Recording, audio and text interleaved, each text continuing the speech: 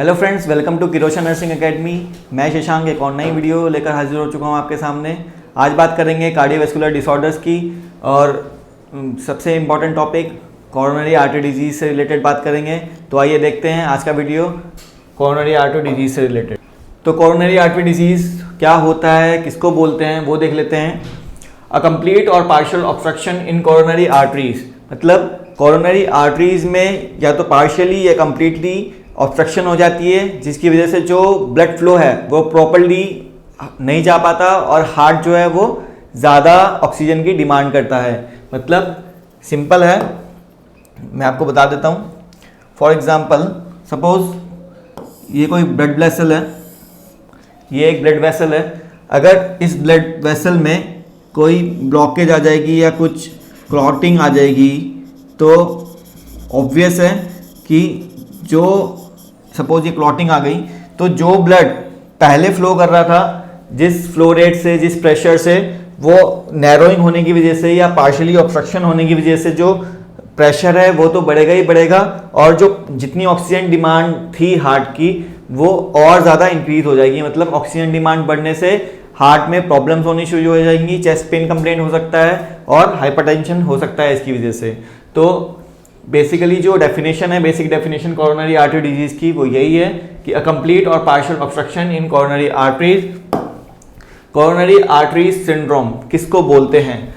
Unstable angina and myocardial infarction are the serious complication of coronary artery disease called as coronary artery syndrome. अब coronary artery syndrome किसको बोलते हैं? Unstable angina और myocardial infarction के जो दोनों का मिक्सचर है उसको एक कॉम्प्लिकेशन है कोरोनरी आर्टरी डिजीज की, उसको ही कोरोनरी आर्टरी सिंड्रोम बोला जाता है। कैसे हो सकता है ये वो मैं आपको बता देता हूँ। जो हमने अभी क्लॉट बनाया था, सपोज ये क्लॉट है। अब कुछ समय के बाद क्या होने लग जाता है कि जब डैमेज होना शुरू हो जाता है, जब एंडोथेलियल सेल्स जो हैं वो डैमेज होना शुरू हो जाते हैं, तो वो क्या करते हैं, इस क्लॉट को भी यहाँ से रप्चर करके ये क्लॉट जो है वो हो सकता है यहाँ पर गिर जाए और कंप्लीट ऑब्स्ट्रक्शन हो सकती है।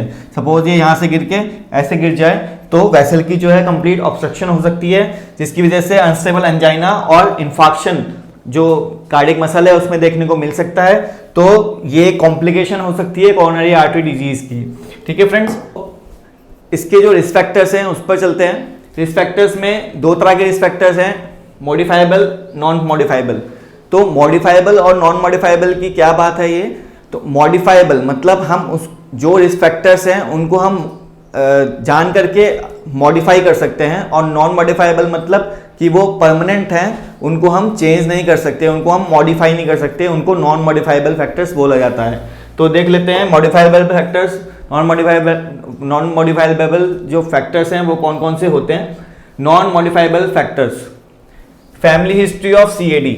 आपके परिवार में कोई फैमिली हिस्ट्री है सीएडी से, ऑलरेडी मरीज को पहले फैमिली में किसी को सीएडी की प्रॉब्लम रही है, वो एक रिस्क फैक्टर है। इंक्रीजिंग एज, मतलब जैसे जैसे उम्र बढ़ती जाती है वैसे वैसे हमारा वजन भी बढ़ता जाता है, और वैसे वैसे उम्र के साथ साथ हमारा जो रिस्क फैक्टर है सीएडी का वो बढ़ता जाता है। Increase with the age increase the chances of coronary artery disease. Next gender. अब जेंडर को तो बदल नहीं सकते, मेल्स में ज़्यादा देखने को मिलता है, मेल्स ज़्यादा रिस्क पे रहते हैं। Males are more prone as compare to females, तो males are at higher risk as comparison to females. तो ये नॉन मॉडिफाइबल रिस्क फैक्टर्स हैं। नेक्स्ट देखते हैं मॉडिफाइबल रिस्क फैक्टर्स, जिसमें हाई ब्लड कोलेस्ट्रॉल यानी कि हाइपरलिपिडीमिया, लिपिड्स का हाई लेवल, जो कोलेस्ट्रॉल का लेवल मैंने बताया था कि it should be less than 200, तो 200 से अगर ज़्यादा होगा तो हाइपरलिपिडीमिया होगा। अगर तो hyperlipidaemia is the most common risk factor. Most common risk factor जो है वो हाइपरलिपिडीमिया है सीएडी के केस में। सेकंड देख लेते हैं hypertension. Hypertension is the second most common risk factor. जो फर्स्ट कौन सा मोस्ट कॉमन रिस्क फैक्टर है? Hyperlipidaemia, second hypertension. तो हाइपरटेंशन की वजह से कैसे जो है वो सीएडी हो सकता है increase pressure on the wall of arteries damage endothelial cells. तो जो आर्टरीज हैं उसमें क्या होते हैं, उसकी वॉल पे एंडोथीलियल सेल्स होते हैं।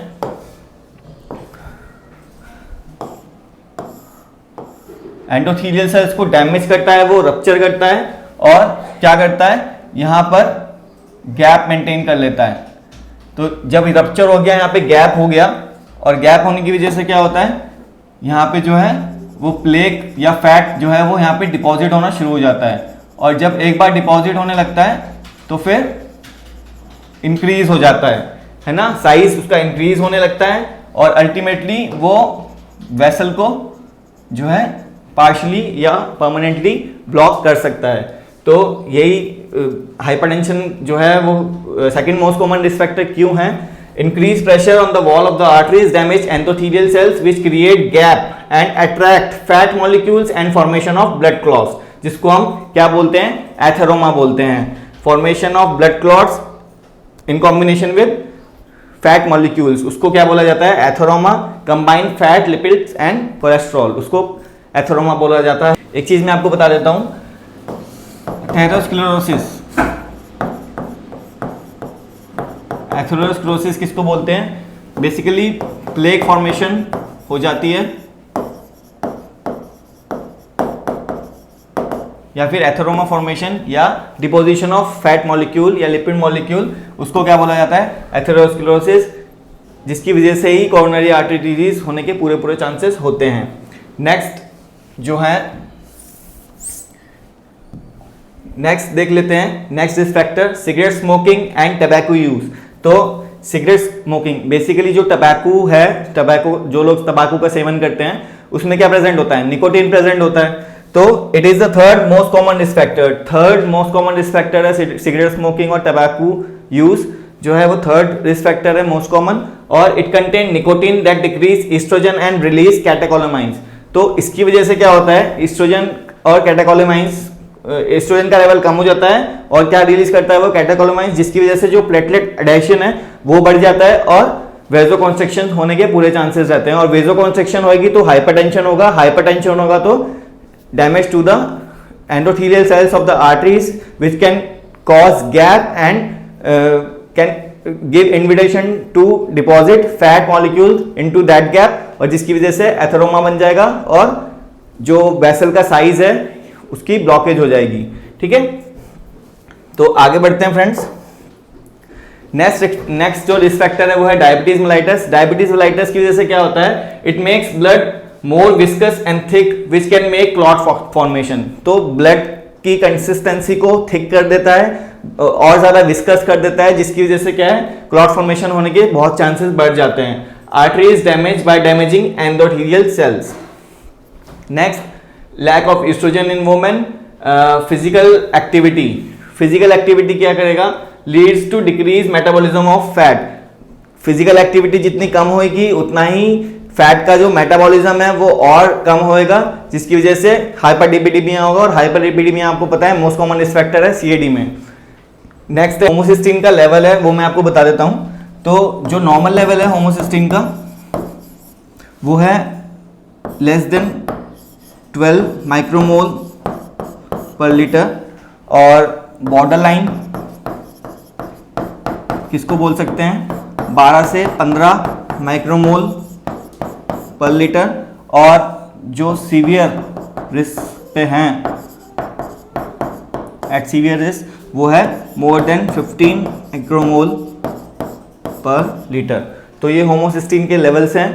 और होमोसिस्टीन डैमेज एंडोथेलियल सेल्स, तो बेसिकली जो होमोसिस्टीन जब बढ़ जाता है तो वो आर्टरीज में जो एंडोथेलियल सेल्स आर्टरीज की वॉल्स पे प्रेजेंट होते हैं उसको डैमेज कर देता है, जिसकी वजह से क्या होता है, alter clotting mechanism, clotting mechanism को जो वो अल्टर करता है, जिसकी वजह से वहां पे फैट की डिपोजिशन होनी शुरू हो जाती है।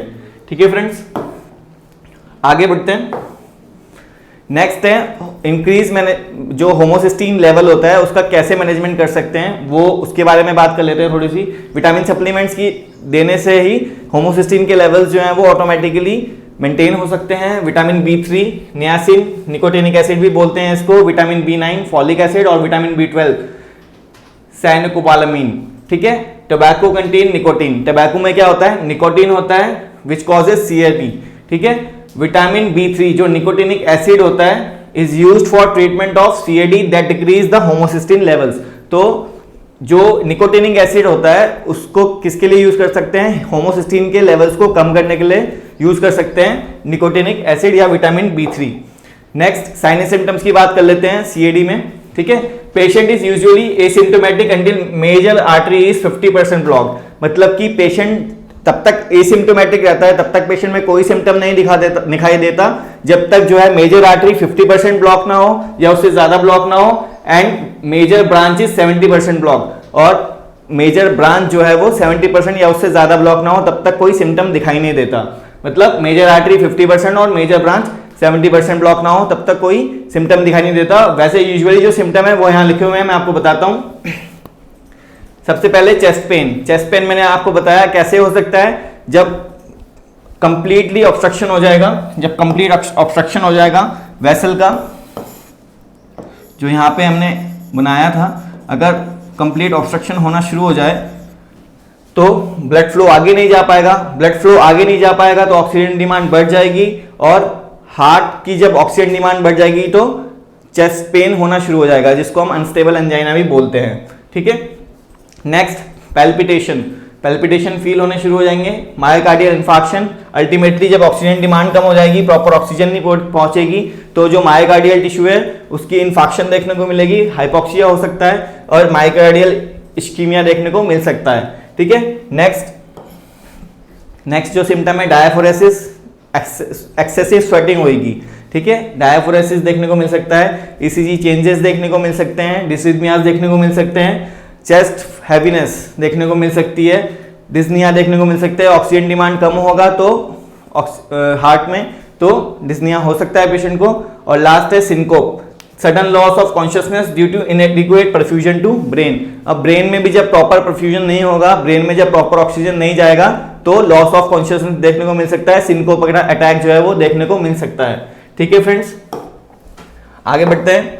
Next diagnostic evaluation, diagnostic evaluation में सबसे पहले जो मेन कॉज मैंने आपको बताया था हाइपरलिपिडीमिया, तो जो लिपिड्स का लेवल है उसको चेक करेंगे, लिपिड प्रोफाइल, ठीक है। सेकंड 12 लीड ECG से आपको डिसरिथमियास पता चल जाएंगे, जो डिसरिथमियास हो रहे होंगे या जो एंजाइना के सिम्टम्स मतलब एंजाइना के जो रिदम है वो आपको आइडेंटिफाई कर पाओगे, इवेल्युएट कर पाओगे ECG से, ठीक है। तो 12 लीड ECG करके देख सकते हैं। Next stress test, treadmill test जो हम करेंगे, तो मैंने आपको बताया था जो स्ट्रेस टेस्ट है, ट्रेडमिल टेस्ट है, उससे CAD को जो है डिटेक्ट कर सकते हैं, लेकिन जो उसका कंफर्मेटरी टेस्ट है वो कौन सा है, एंजियोग्राफी या कार्डियक कैथेटराइजेशन करके जब देखेंगे तो ये इसको कंफर्म कर देगा कि किस लेवल का ऑब्स्ट्रक्शन है और कितना जो है प्लेग वो है डिपॉजिट हो रखा है वॉल्स पे, आर्टरीज की वॉल्स पे किस लेवल का जो है वो ऑब्स्ट्रक्शन है वहां पे, ठीक है। तो एंजियोग्राफी से कंप्लीट विजुअलाइजेशन करके देख सकते हैं ब्लड वेसल की कैथेटर डाल के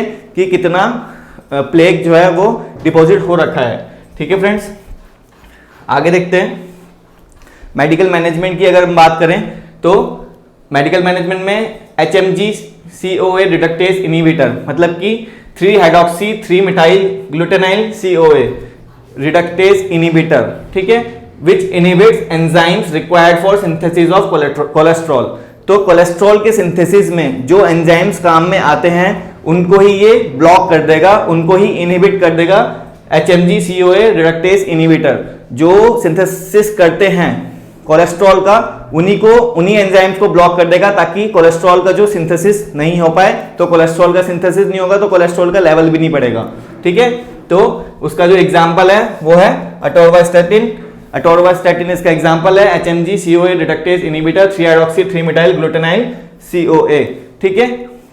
नेक्स्ट फिब्रिक एसिड डेरिवेटिव दे सकते हैं, लिपिड ब्रेकडाउन करता है ये। फिब्रिक एसिड डेरिवेटिव क्या करता है, लिपिड्स का जो है ब्रेकडाउन करता है, जिसका एग्जांपल है फिनोफिब्रेट, ठीक है।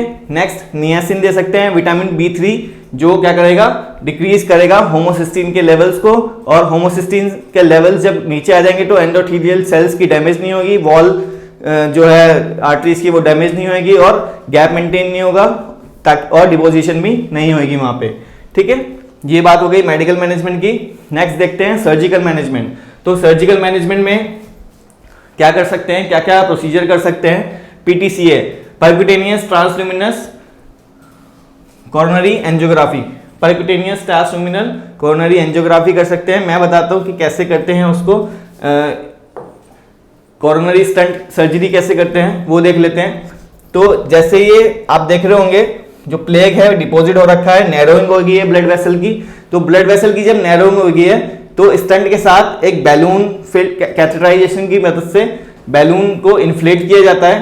तो जब इसके चारों तरफ आप देख रहे हैं ये जाली, जो छल्ला कहते हैं जिसको हिंदी में, ठीक है, तो ये छल्ले को बैलून की मदद से इन्फ्लेट किया जाता है। और जब इसको इन्फ्लेट कर देते हैं तो इसको दोबारा से जब इन्फ्लेट कर देते हैं तो इसको फिक्स कर देते हैं, तो ये ऐसे फिक्स हो जाता है और बैलून जो है वो डिफ्लेट करके वायर को निकाल लिया जाता है। और ये जो छल्ला है ये ऐसे इस तरीके से प्लेस हो जाता है, जिससे कि जो साइज है वेसल का, जो साइज है वो बढ़ जाता है और जो ब्लड है वो इजीली फ्लो कर सकता है। ठीक है, तो जो नैरोइंग हो जाती है उसके लिए क्या डाल दिया जाता है, ये स्टेंट सर्जरी करी जाती है, कोरोनरी स्टेंट सर्जरी, जिससे कि जो ये छल्ला है इसको यहाँ पे डाल देते हैं जहां पे डिपोजिशन हो रखी होती है, जिससे कि वो उसकी जो विड्थ होती है उसको वाइड कर देता है। ठीक है, नेक्स्ट सर्जरी कौन सी हो सकती है, कोरोनरी लेजर एंजियोप्लास्टी।